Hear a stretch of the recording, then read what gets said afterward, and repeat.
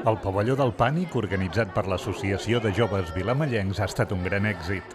El divendres 26 d'octubre, centenars de persones s'han apropat a la zona esportiva amb ganes de passar molta por. A les 22 hores i 13 minuts s'han obert les portes d'aquest túnel del terror on s'hi han pogut veure esperpèntics personatges amb cares desfigurades i molta sang. Mòmies, bruixes, pallassos diabòlics, vampirs, nenes de l'exorcista, ànimes en pena, figures fantasmals i morts vivents han convertit el recorregut en una experiència no apta per a cardíacs.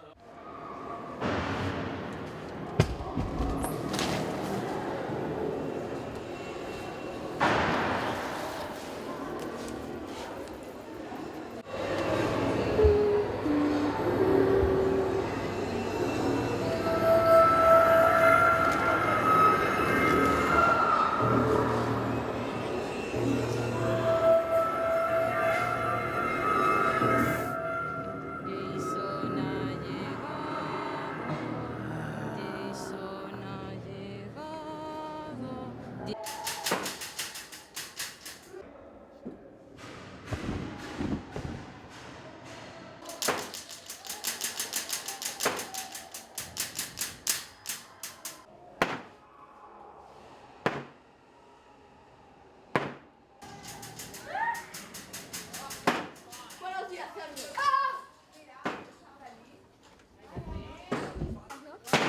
ha llegado.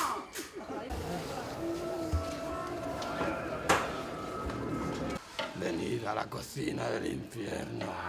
Os gustará. Está todo fresco. Os esperamos en la próxima cena. Més de 40 joves del poble s'han encarregat d'ambientar el Pavelló del Pànic, per on ha passejat gent de totes les edats.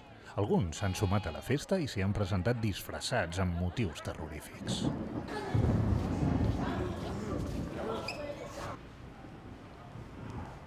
Abans no arribi la nit dels morts, la festa de Tots Sants o el Halloween, Vilamalla ja ha passat una nit terroríficament impactant.